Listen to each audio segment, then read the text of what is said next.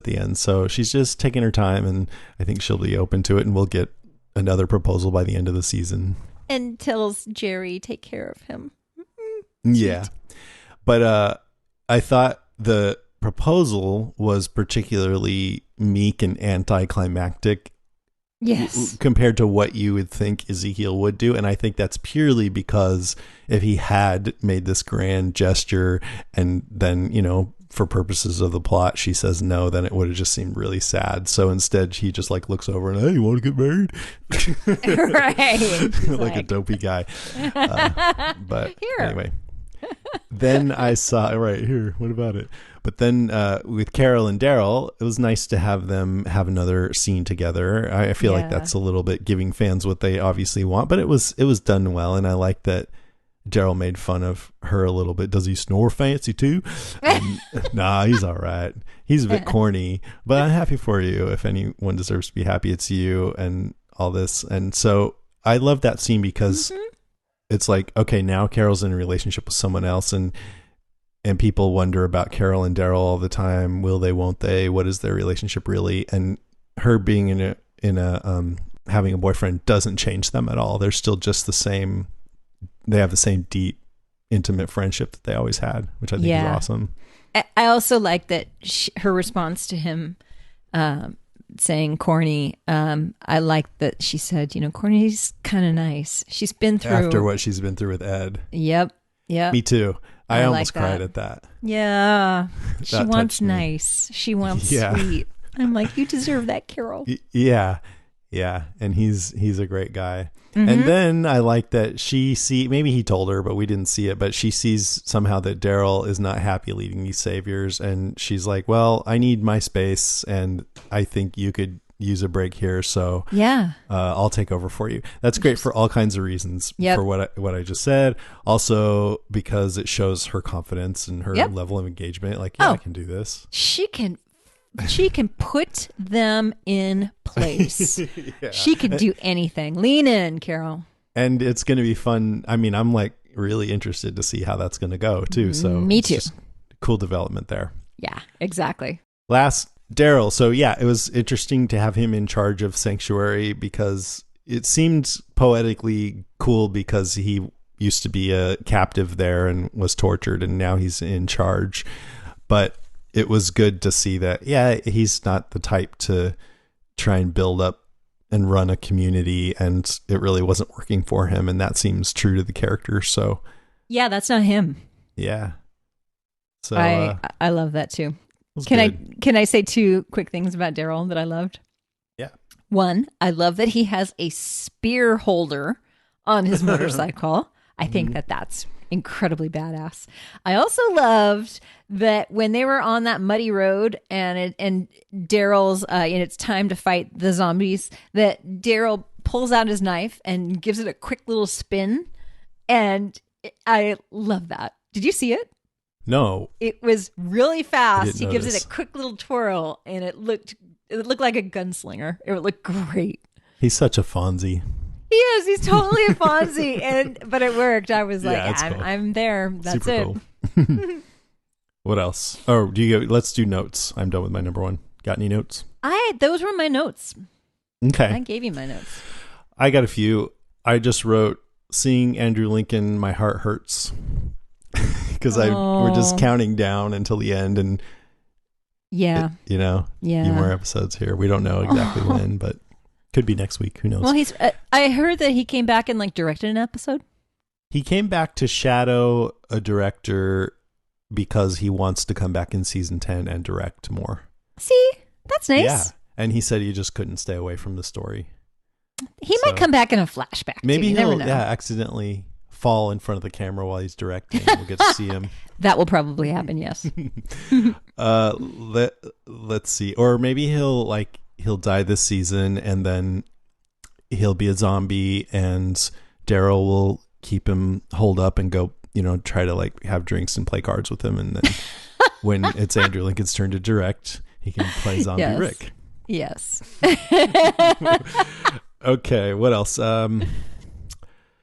It was a cute scene with Gabriel laughing at the zombie is the last stage in evolution of man. Yep. I love that too. I love that he said it's intelligent design, which is sort of a religion joke. And that Anne replies that it's the de-evolution of man. Yeah. So funny. I liked her comment, but I didn't totally get his, because intelligent design is all about just saying basically that God is directing things. And he's laughing at that. But if he's a religious man and he thinks that God is directing things and this is the ultimate result, that wouldn't be a reason to laugh. Well, maybe he'd be horrified. Maybe he sort of laughed in a sort of a sad chuckle more than anything else. Like that is funny. But either way, it was cute. I liked seeing them two together, and I like seeing Anne with her more like human being like haircut and just using full sentences and everything. So I'm totally curious to get more from her. She is a very compelling actress, and I love every scene she's in now. I'm like, I want to see more of her.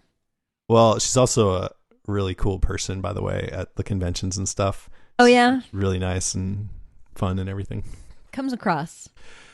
And then last, when Michonne and Rick first got together and they had their kind of sex scene, and I just didn't think I didn't like how it was filmed. It seemed unnatural to me. Really? Yeah, we talked about it. You and me? We had a podcast, Walking Dead cast, where we talked about that episode.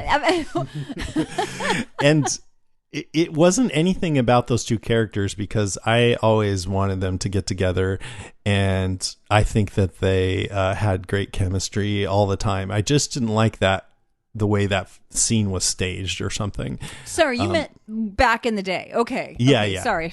Back when it first happened. But this scene when they're in bed together, they just seemed, and several scenes since, but this is a little bit more of a sexy scene than we usually see with them. I thought it was really natural, and it was just really heartwarming to see them together, and cute that she was teasing him about being the famous Rick Grimes, and then you can tell they're about to get busy and everything. So I don't know. To me, there was a stark difference between that first scene and this scene. And this scene, I'm like, oh yeah, baby. Yeah, I agree. It was great. It was great. Yeah, it was seeing nice. them together. I would completely agree. That's all I got. Well, I have one. Sorry, I do actually have one note. Let's hear it. Yeah. I love the moment with Cindy from Oceanside and Daryl at the museum, and she's looking at the canoe, and Daryl walks up to her and says, "You need a hand with that?" And she tells him the story about her brother, and she clearly misses her brother. And they never talk about grief much on the show. It's heavily implied in a lot of times, but they don't talk about it that much. And now that they aren't fighting an all-out war, they sort of have more time to character build and maybe reflect on the stuff that's left behind and everything that's changed and who they grieve. So with Cindy talking about her brother in the canoe, and then Daryl talked about the people that, who he wishes were still there with him, it was really nice. And probably part of that is this time of year. It's been a year now since I lost my dad, and it's one of those things that grief, you can't predict it, you can't control it. It just is a natural part of who you are after you lose somebody that you really, really love. And I like that was in the show this time. And it's not always. So I missed it, and I'm glad that they've now decided to do a little more character building, and I'm glad it's back. Yeah, that's Cindy Park. And I thought her name was Cindy. Her name is Cindy, you're right. And her real name is Sydney. So that's why I'm confused. Park. Anyways, but my point is just, I think the actress did a great job with that. And I'm wondering if you saw her looking like that and just kind of identify with it. Oh, like, yeah, that feeling creeps up on me sometimes too. Yep. Yeah. It's creeped up on me lately. And so I saw her mourning her brother, and I thought, I get it, girl. Yeah. It's good. Yeah. That shows that it makes this show feel more real. Yep. Makes her for a richer show. The people it kills get up and kill. Are they slow moving, Chief? Yeah, they're dead. They're all messed up. This is a Walking Dead Cast news update. Okay, so first off, we have started fresh with our Game of Thrones coverage. We were in the middle of a rewatch, and we're back at it. And it's House Podcastica is the name of our new Game of Thrones podcast. And it was actually kind of a cool place where we ended up, because we're coming back with the Red Wedding episode, which is season 3, episode 9. And that is Kristen and me and David on that one. And you guys hit it out of the park. It was such a good episode. I loved it. I enjoyed it. Yeah, it felt really good. And Dave, I mean, anything David's on is fantastic. Aw, that is a nice thing to say. And true. Kristen, good Lord. Yeah, she's awesome. She really is. She is. So it also, I been jonesing to get back to Game of Thrones, but also being away from it for so long, you forget how good it is. When you go back and start watching it again, it's like, oh yeah. So I totally recommend you guys who were listening to us before that you get back into it. But you have to find this new podcast, and if you go to housepodcastica.com, that'll show you all the different, or just wherever you want to listen to it. It's on Spotify, iTunes, Stitcher, wherever. Kristen and Rima did the next following episode, the season 3 finale, so that's out too. And then next week, Kristen and Lucy, formerly of Walking Dead cast, well, and still, because she's still around. But anyway, if you like her, she's going to be doing season 4, episode 1 with Kristen next week, I think. Yeah, that's great. Thank you. Yeah, stoked about that. Top. Next, the first episode of Doctor Who with Jodie Whittaker starting as the Doctor came out. Did you see that? Yes. I haven't seen it, but I'm so excited. It really? Yeah. I was Nice. telling David it's amazing how much like the Doctor she is. I mean, I guess that's a dumb thing to say. They're all the Doctor. But you never know, how it's going to play. Yeah, the last Doctor didn't do it for me all that much. I was, I jumped in during the Matt Smith era, and he for me is he's my starter point. But then, Doctor. David Tennant, anything he's in, I think he's dreamy. So though I wanted her to be in the David Tennant Matt Smith model, and she is. She's great. Okay. Yeah, Nice. I loved it. That's cool. That's cool. I can't wait to watch it. I just haven't had time, but I thought I'd mention it. Next, at New York Comic Con, which happened recently, the stars and showrunners of Cobra Kai were on a panel. That's the Karate Kid TV show reboot sequel that was on last year. And they showed a clip of season 2. So apparently, I haven't seen the clip, but a lot of it takes place in Mr. Miyagi's old home where we saw the garden last year. But apparently, it's now Miyagi Dojo, and Daniel LaRusso has converted it to his dojo. So that season 2 is slated to premiere in the summer of 2019, next year. And the only thing that has to do with The Walking Dead is that there's one Walking Dead podcaster who loves it, and that's me. And wants to talk about it. Yeah, and I want to do a podcast about it, and probably should. But now on to actual Walking Dead news. So Xander Berkeley was interviewed by The Hollywood Reporter talking about his death. He said, it was in the comic book, so people would say to me, do you know about that? Have you seen the comic book? And I would say, yeah, that's why I took this job. I was always looking forward to the hanging, because it was it was a death that I had yet to experience, and I've made my living dying. Wow. Wow. Has he really? Has he been like killed off in a lot of things? I think he's played a lot of bad guys. Oh. And speaking of that, he played the traitorous Secret Service agent in Air Force One. He's one of those guys that you're like, oh yeah, that was him, So Air Force One is this movie where I think Harrison Ford plays the president, and it's like this action movie. But he's about playing bad guys. He said, in a way, the cheering for the demise or the volume of the boos is an indication of your having made an impact on an audience. You don't always have to make an impact through warming the heart. But with that said, by his own admission, Berkeley had hoped to work his way into viewers' hearts during the course of his time on The Walking Dead. He admits to a certain level of yearning for redemption on Gregory's part, a hope that went largely unfulfilled. Quote, it's hard with a show like this that's so emotionally affecting over the years. The characters work their way into your hearts, and you do feel empathy for so many of them and the situations they find themselves in, that in a way I think the concern at one time or another might have been that you could come off as a one-dimensional actor if your character wasn't allowed to show the dimension of humanity that we associate with becoming empathic and somehow compassionate, or someone capable of redemption at some point. And he was anticipating, like me, that the arc with Gregory would be longer, and was surprised to find out that it was shortened and he would die in the premiere. But he says despite his initial disappointment over that, he was ultimately satisfied with how it played out. That's what he says. A horse too. Oh, it wasn't even like he was standing on a chair and they kicked the chair out. You slap the butt of the horse. Oh, that you're using horses for all kinds of things.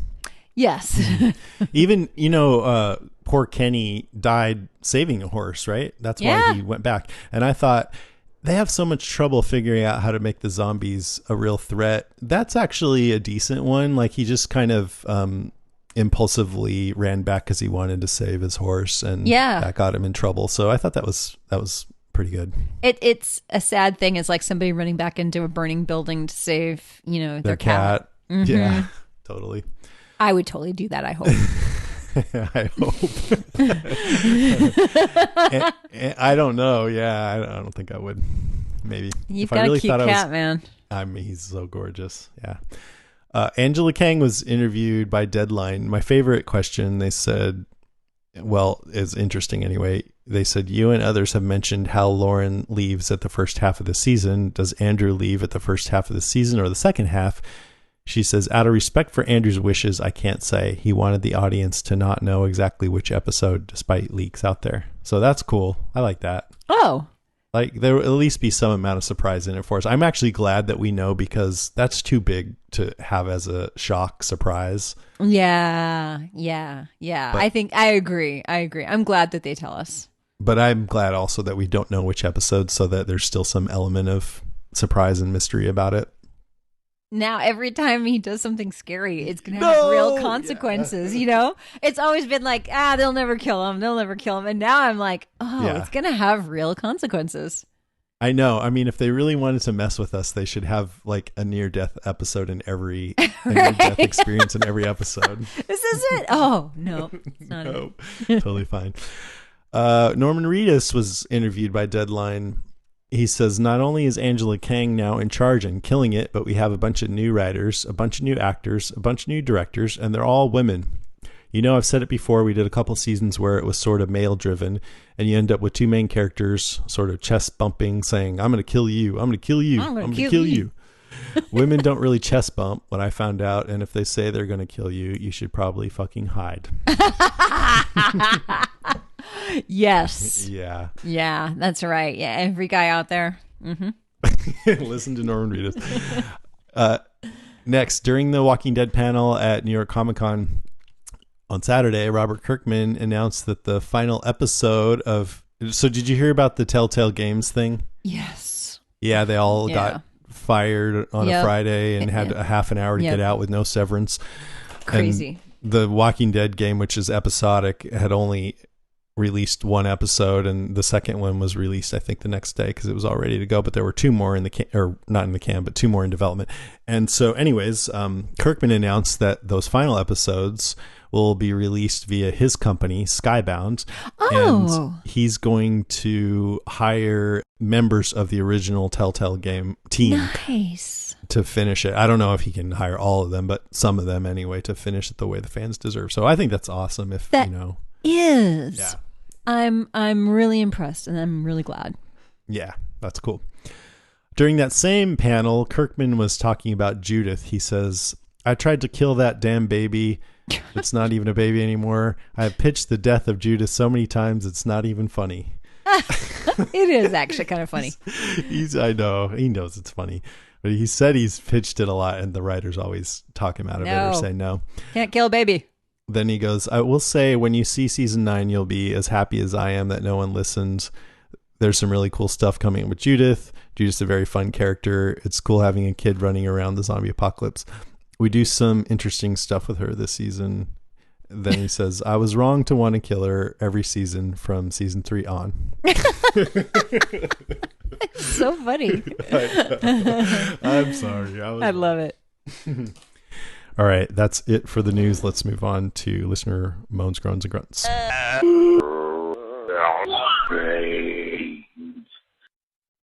So there's so many messages. Of course, it's our first episode back, and we can't include them all. And some of these are even edited for brevity. But I want to thank everyone for writing in, and keep on writing in. And the first one comes from Christina Wiggins, who writes, "The season premiere completely blew me away. The characters we love so much were refreshed. I love the scene with Michonne, Rick, and Judith. Michonne looks so different to me. She has this glow. Wow, she really did. I completely agree. She looks so happy. And Rick looked happy too. It was great to see Carol and Ezekiel find love in each other. Gabriel looked as creepy as ever with that eye. Everything about the episode was great. I love how they show the old world look deteriorating, from the bridge to the plants starting to take over the city buildings. I am so sad to see Andrew Lincoln leaving the show, but this gives me a fresh outlook on the show, and I'm excited to see where the stories take us. I can't wait to hear your opinion on the first episode. Go Angela Kang. Girls rule. Woo! Thanks, Christina. I agree. Yeah, that pretty much sums it up, how we feel. Steve Brown says, really good season premiere. I love Xander Berkeley's portrayal of Gregory.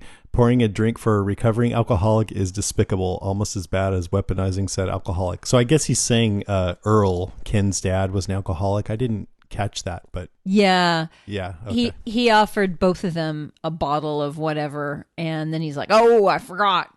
And okay. Yeah, and she took it.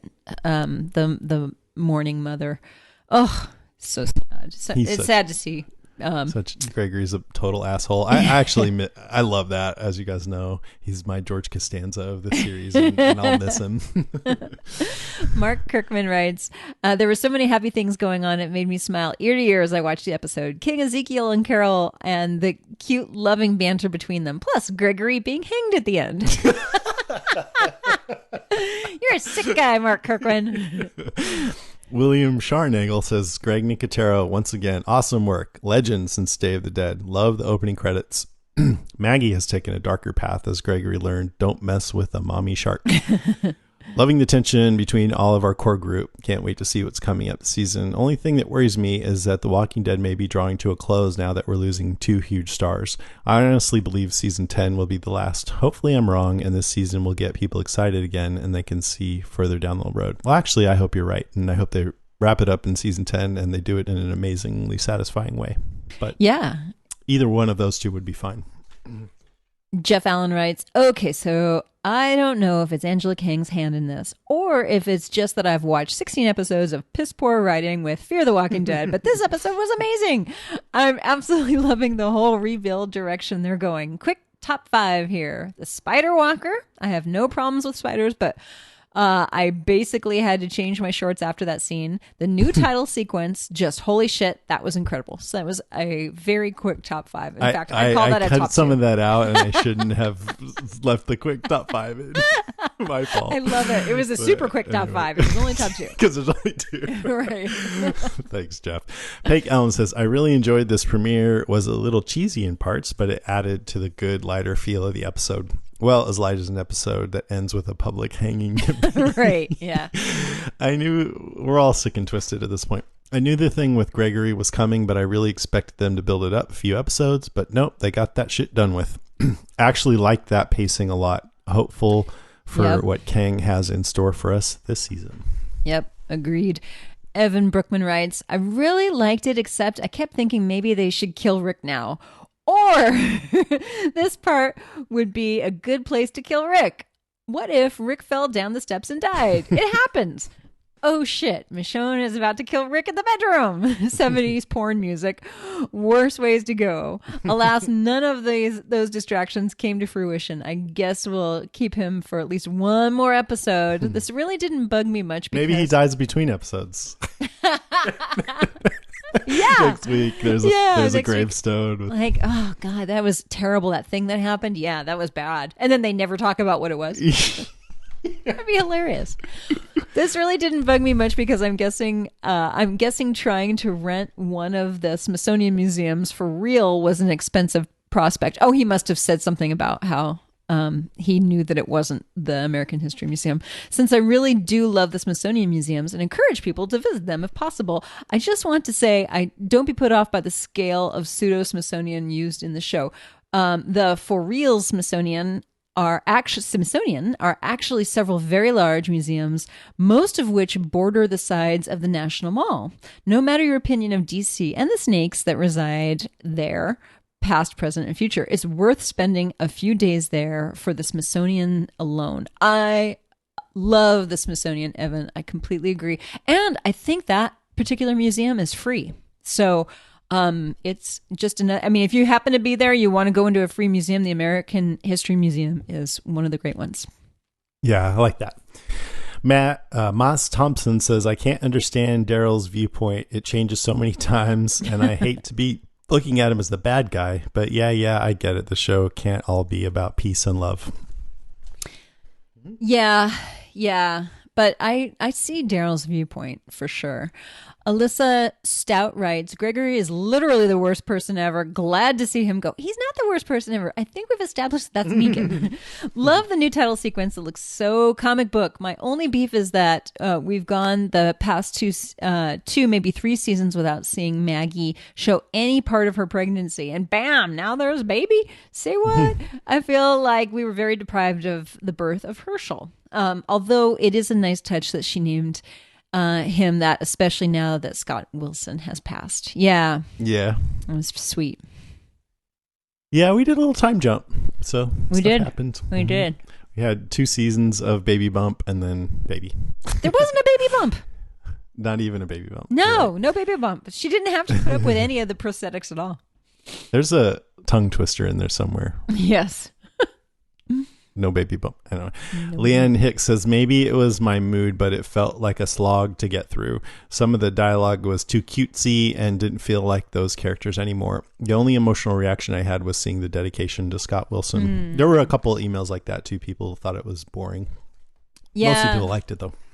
All Out War, when you go from season after season of All Out War to just trying to get stuff done. Yeah. Yeah.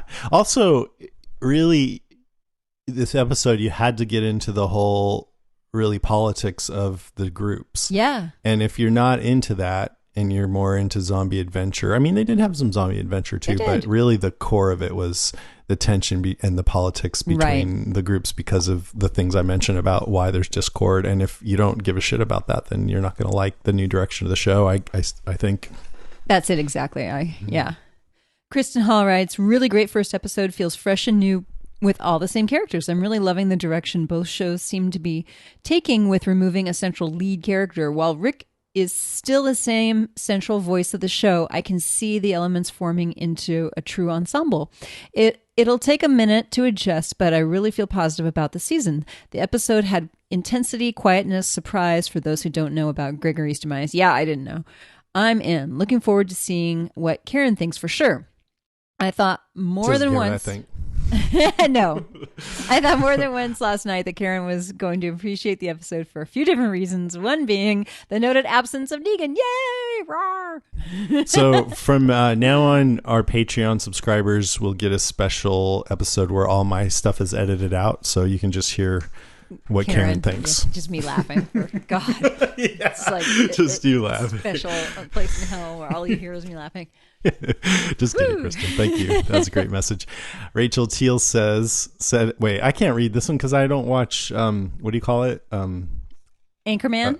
No. Oh, is that what that is? Anchorman. Ron Burgundy's voice? Yeah. How does he sound? I can't do him. I can't. I'm terrible at voices. Is that Will Ferrell? Yeah.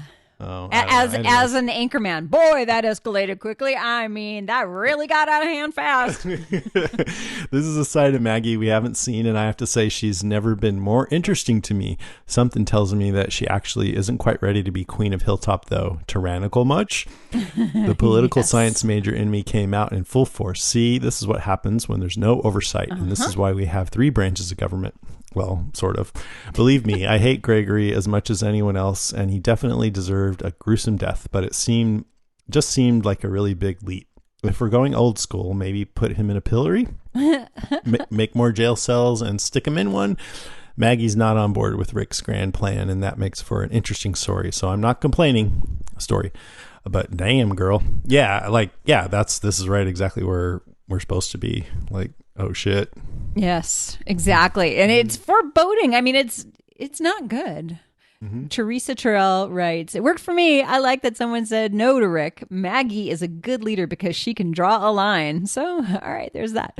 When Rick goes this season, his demise might very well be due to his own poor decision making and needing to save everyone. In many ways, Rick is a great leader, but it's a role that truly exploits weakness he's not willing to learn from, even at others' expense."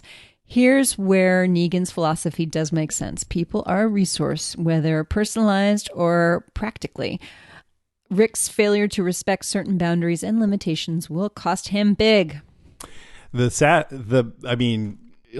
agree with what Rick is doing. He's trying to do the thing that will be the best for everyone and figure out a way for all the people in the communities to thrive, right? Yeah. But because it's The Walking Dead, he's going to get punished severely for it. Yes, exactly. Exactly. Because Robert Kirkman, he hates goodness. Michael Koska says the dialogue between the characters was rich and meaningful. I felt like I learned something new about some of these characters I'm less familiar with, as well as characters I've known for years through simple character interactions. The zombies felt like a threat again. That's the most Daryl has said in 4 seasons. Yes. Excellent tension, and I love that they kicked things off with a big payoff from right out of the comics with Gregory. It felt like a classic Walking Dead episode. I'm psyched for the season, to say the least. Good to hear from you, Michael. Michael's listener from way back. Well, Favo, yay! Lauren Cohen, wow. Is it awful that I'm hoping Whiskey Cavalier fails? That's her new show. Oh, I didn't know it was called Whiskey Cavalier. Interesting. Michelle Paralia says, Karen, I know you're about ready to give up on this show, but I'm hoping this episode is helping to change your mind. I really miss your point of view, enthusiasm, and humor, so I hope you'll stick with us. It's been a tough 2 years, but I see a lot of hope for the future of the show, something I haven't felt in a while. I actually rewatched this episode, and I don't think I've really wanted to rewatch an episode of The Walking Dead for a long time. Oh, that's really nice. I really did very much enjoy this episode, and I really feel like it's a whole new thing I'm excited about next week, but I should let the listeners know that I'm on jury duty, and I may get picked for the they're starting to pick jurors, and I may be picked for the jury panel. And in that case, it's a 2-month trial. The judge warned us last week that it was going to last about 2 months. And if that happens, I won't be able to do the rest of the season anyway. From now on, anytime they ask you a question, because they're still picking the jury, right? Just say, like, no matter what they ask. No. I should say, rhetorical. Yeah. Yeah. No, it's not rhetorical. Or you could say, yeah. Just act like you're insane. Come on. Just start yelling out obscenities. So you're like, she's perfect. I don't know if they're going to pick me or not. It's going to be interesting to see. Oh, shit! That'll get me thrown out of the courtroom. Thanks, Jason. Okay, and we had one call from somebody who didn't leave his name. He actually left this message a couple of weeks ago, which I think is kind of in a weird way prophetic. So here it goes. Rhetorical! Weird, right? It's weird. Like, why? I kind of like it, but I love don't get it. That's great. Thanks for calling in, Anonymous. Thank you, Anonymous. I guess that was Gregory calling from Beyond the Grave. All right, now it's time for comic talk. I'm happy to say that Lucy and Derek are back to do comic talk. So take it away, guys. Hey Zedheads, welcome to a new season of Comic Talk. I'm Lucy. And I'm Derek. Yes, the probably the least understandable portion of the Walking Dead cast. The Zedheads discussion from Lucy and Derek. Great to be back for another season. Yeah. I know, Lucy, you've been doing Fear the Walking Dead with Jason for the last couple of months, but great to be back for some comic talk. It's so nice. I actually had a really nice moment at the weekend where I realised I was going to get to do comic talk again, which was really lovely, because I feel we were kind of cut short last season, which was sad. So I'm glad that we're here from the beginning. And we're here today to discuss The Walking Dead comic connections to Season 9, Episode 1, A New Beginning. Mm-hmm. So, what did you think overall? Overall, the episode was great. And, having a brand new showrunner on here, it's one of the ones where I was thinking, will she be pulling from the comics as much as we'd seen in the past? And I'm really happy to see that they took some really good swathes of the comic, but did some brand new stuff with this episode. Some stuff we haven't seen in a long time. Seeing the actual gang working together to develop their community was quite cool in this episode. I really enjoyed it as a starter for Season 9. I totally agree with you. And I think the thing that put my mind at ease with this episode was some of the things that I thought may have been tipped off track by various character deaths or changing of storylines. Some of those are coming home to roost, and it's actually feeling pretty good. It's not feeling like things are missing. I still miss Carl. That's the one thing I'll say is I missed him this episode in a couple of scenes that I'm sure we'll talk about. But yeah, generally I'm pretty impressed, and I'm looking forward to next week based on what we've seen. And yeah, a good swathe of comic book stuff in there, and some stuff that would have looked amazing in the comic, because, for example, I don't think we go to a museum in the comics at any point, but I loved that set piece. Yeah, so tell me a little bit about what you remember about the New Beginning arc.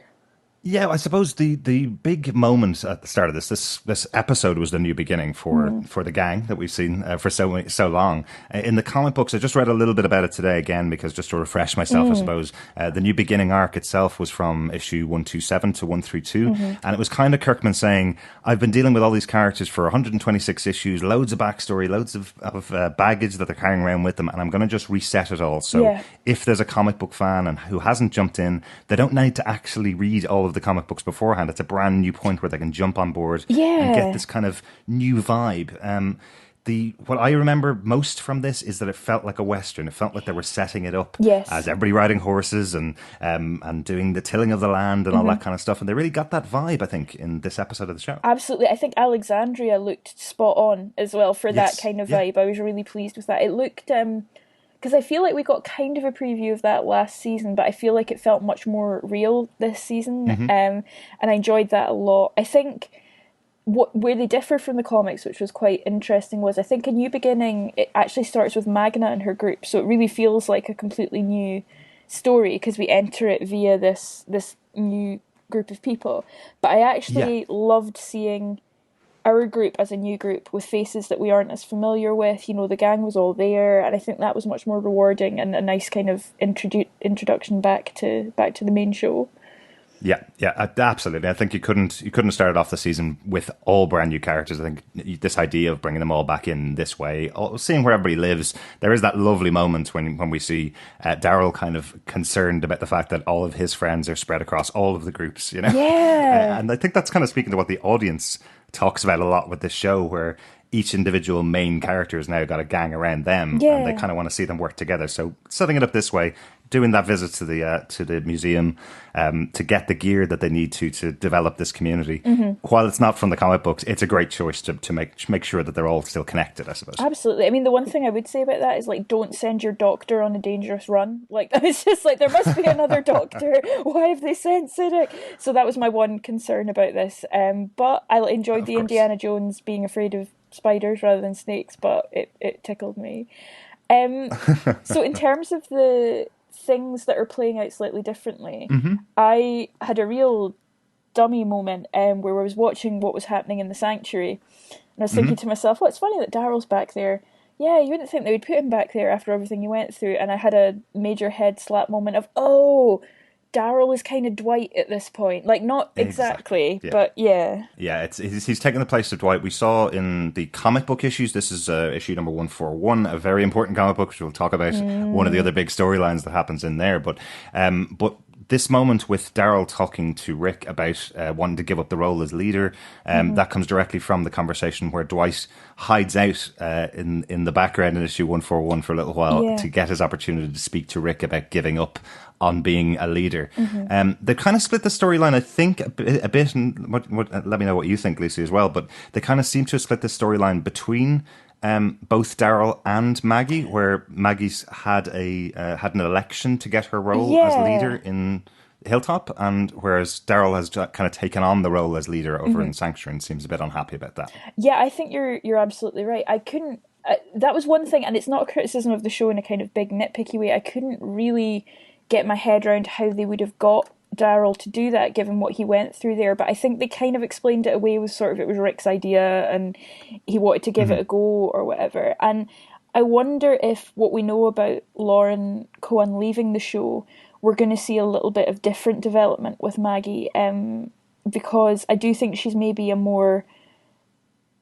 In the comics, Maggie kind of comes out as a sort of, not perfect leader, but a very strong leader and a very kind of well-liked leader, whereas I feel like in the show they're maybe pulling back from that slightly and they're giving her a bit more of a hard edge, which I quite like, because in the comics it always kind of confused me that she went from being this kind of wild child, slightly unstable young woman to suddenly being... like, I don't know, the Hillary Clinton of the apocalypse, like being able to be like, I'm just going to do all this and be very cool about things. So I think they have kind of split that sort of reluctance and that discomfort between the two of them. And I like that. I like that vulnerability that they have there. Yeah, totally agree with you. I wonder if it's partly to do with the fact that they've removed so much other stuff and condensed, I suppose, the biggest arc that we're going to talk about from the comic books. They condensed a lot of that into just this episode. Yeah. What we're talking about really is what leads up to Gregory, his final moments on the show. That arc began in like issue 135 and went all the way through to issue 142. So you're talking, 7 issues, 7 months for comic book readers at the time. And I looked back and checked it out, and that's the point when I was subscribed to this book every single month and the book was coming out. I was reading it every single month, consuming it as it came out. And it felt so long to get to the resolution of that storyline. In this, they take out probably the biggest bads in the show and just condense that moment where we have Gregory trying to turn on Maggie, trying to use the position of parents who have lost a child, really, to kind of get him back into the position where he wants. What did you think of how they handled it on the show, Lucy? I enjoyed it, actually. I thought it was a brave move in the first episode, and it paid off. And I thought it was a very interesting dynamic to set up with Rick and Maggie in such direct opposition about whether or not you should execute somebody for what they've done. I think that the way that it played out was much more televisual cinematic than in the comics, just in the sense that in the comics we have Gregory has a harder time, I think, persuading some of the people to back him. He aims bigger, he tries to get more people to come kind of to his side in this plan, and his murder or attempted murder of Maggie is much more I don't know if it's more cowardly or not, but it's poison in the comics. Right, yeah. And there is a bit of, not for Maggie and not for Jesus who finds it, but there's a bit of dubiety about whether or not Gregory has, like, it's less clear cut. Certainly for the people of Hilltop as well, but it's actually the people of Hilltop that kind of make the decision to hang him. So it's Maggie's less alone in her decision making, which I wonder if that's going to be like a bit of conflict going forward between Maggie and the Hilltop, is that she definitively makes that decision in the show, whereas in the comics it seems to be more of a collective effort. Yeah. It kind of felt in the comics, it felt like Gregory was hanging at the end of issue 141 without any explanation. We don't really get much of anything behind that. And if you're waiting a month for the explanation from Maggie, it's very different to having this moment. But what they changed in the show, I suppose, and what probably makes it the bigger conflict, is that we have, as you say, we've got Rick and Michonne standing right underneath that body. They're there to see her make this big decision that Rick is effectively not made with Negan. Yes. We hear throughout this episode Negan's still alive. We knew that, but that is still a bone of contention with many of the other players within the show. Whereas we have this really decisive moment for Maggie where she hangs Gregory, and Rick never made that decision. Rick decided to keep the biggest evil in the show alive. So that puts them in direct opposition, which is something you don't get from the comic books. No, not at all. And I think I was watching it and I was just thinking to myself, like, would she have made this decision if Rick hadn't saved Negan? And in the comic books, I think because of time and because of storyline, the two decisions aren't related. It's like they're separate things. It's like Maggie and her issues with Gregory are not really anything to do with Rick and Negan. She seems to have made her peace with that. Maybe not made her peace with it, but have come to terms with it in a different kind of way. So, yeah, I think the show, I don't know, I was so worried about the fact that Maggie and Rick were both leaving, but now I'm starting to think they could pull it off with some of this conflict that they're cooking up there. Did you feel that she justified it well? I loved that moment. I love the speech because it's directly from the comic book. This is not the beginning of something. This is us trying to work together, and people stand in the way. This is what happens to them. Mm-hmm. You know, it feels a little bit very tough, very hard of Maggie, and a very hard leader as she's becoming. But yeah, I think it pulled off really well. It was a really good moment of drama in the episode. Yeah, I mean, it ties into the idea of nation building as well. Like with Michonne saying, although I get the feeling Michonne and Rick are very much anti-death penalty, and Maggie's much more conservative than that. So it's quite interesting to see the two in direct opposition. So no, I completely agree. I think Rick's trying it on for size at the moment. Yeah, he hasn't been anti-death penalty in the past. I think at the moment he's making this decision, and I'm hoping we're going to see that Negan speech from issue 141 to Rick in coming up in the show as to what Negan thinks the reason that Rick may have done this. Yeah, I think so. And I liked that we were Negan light this episode, but that he wasn't ignored entirely. I liked that he was still a presence in that sense. Mm-hmm. In terms of Maggie generally, the only other thing I have is Maggie and Rick on the porch with baby Herschel. It's really reminiscent in issue 132. There's just a really nice scene with Maggie, Rick, Andrea, Carl. Actually, Andrea might not be there. I might be making that up. But you've also got Carl and Sophia there as well, and they kind of just reminisce about where they've come from and where they've got to. And that was the point where I felt the loss of Carl. I think I was like, it was like seeing the two of them with baby Herschel and not Rick not having his son there was difficult. I think it was not quite. It was a similar kind of note to the comic, but not quite, because there was that tension brewing there rather than this kind of moment of peace and this is where we come to that you get in that particular issue. I know what you mean, and I think it wasn't the plot from Gregory was actually to kill both Carl and Maggie in the comic book? Yes, it was. Yeah, because it wasn't to do with the death of Earl's son. I think it's Carl beating up some kids in self-defense, and they feel that he doesn't get punished enough for it. So I think that actually I feel like the show did a better job of setting up the grounds for why Gregory might want to kill Maggie, because in the comic I think it was much more of a slow burn.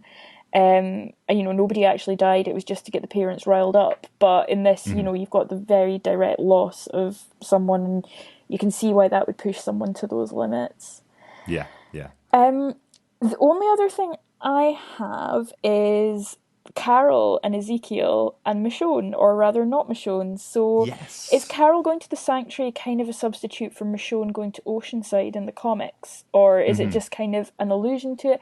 Certainly she doesn't leave on as kind of estranged terms as Michonne does, but it does seem like they're building that distance in between the two of them. Because obviously at this point in the comics, Michonne and Ezekiel are an item. Whereas Carol's dead, and Rick and Andrea are together at this point. Yeah, it's really interesting, isn't it? Because again, going back and reading all these books over the course of the day, just kind of flicking through some of the ones that I couldn't remember completely, it's really interesting seeing the fact that they are still drawing on the friendship between Michonne and Rick. Yeah. Even in their relationship, you see them having that friendship as well. I love it so much. which is so nice. But seeing Carol and Ezekiel together, you're absolutely right. I didn't pick up on this, that this moment where Carol goes off to the Sanctuary could possibly be that time when we lost Michonne from the comic books for about 10 or 15 issues. It was when they did the computer game, wasn't it? The Telltale game. They did a Telltale game. Michonne's Adventures. To my horror, I think there's actually a couple of comic books that I've not read. There's a little Michonne, I don't know if it's a couple of issues or not, but I noticed when I was revising today that a couple came up, so I need to go back. I feel like they were appended to comic book issues or something, but there was a little kind of spin-off with with Michonne in that way. So now that, but Oceanside aren't quite as mysterious in the show. They're apparently the ocean's not as far away as it is in the comics. So I'm really excited to see what happens going forward. I'm not sure what the next big beat we're looking for is, but I suppose it's probably the introduction of the Whisperers. Yes, that's where we're heading. Yes, that's right around this time in the comic books. Definitely don't want to spoil that part, but the problem, I suppose, for us with our comic talk section is that they are pulling bits of the comic book into the show. That if you read that individual book, you're getting some huge swaths of storyline about what's going on outside the gates. So hopefully, by us talking about these pieces here, myself and Lucy talking about these pieces here, we're not spoiling any of the Z-heads and all the other stuff that's going on around. There's around loads camps. of there's like Rick's in a band, Carl's doing all that. No, I'm joking. That stuff. Well, no, it doesn't happen. Was there anything else? We could create fake spoilers, of course. Oh, that would be amazing. See who actually listens to the end of the podcast. Be like, if you've listened this far. I sometimes do that in my reading list for my students. I'll leave something in at the very end, so I'll know if they've actually read it all or not. I like it. It's also to make sure to see whether any of the Z-heads can actually decipher what we're saying. It's always good to leave little moments in here as well. The only other one that I have, and only because it's another comic book TV show, Zach McGowan is a character that definitely stood out if you were watching that scene with Daryl and the Saviors. Zach McGowan is the gruff looking character who we're definitely going to see in the future of the show, who tells Daryl that he doesn't know how to wipe something off the wall, which is the Saviors are still here. Definitely a clash between those two characters is coming. But just to mention, he played a very big character on the show Agents of S.H.I.E.L.D. He played Anton Ivanov for 2 seasons of Agents of S.H.I.E.L.D. So I think him being a villain on that show does give me pause and go, yeah, we're going to see him in the future. They do need some conflict up in the Saviors zone. So we're probably going to see him coming up. He looks kind of like an evil Jesus. So I'm kind of yes. He's not a direct lift from a comic character, though, is he? I was thinking about this. It's more general in the comic at this point, isn't it? Yeah. Well, I'm excited for next week. Hopefully, we'll be back with some more stuff to talk about then. Absolutely. Yeah. Always been great, and always great to talk to the Z-heads. And yourself, Lucy. Thanks, Derek. It's great to be back, and I've got a good feeling about this season, so fingers crossed we'll have stuff to come back to. Definitely. So we will see you next week, Z-heads. In the meantime, take care. Talk to you next time. Bye. Bye. Come.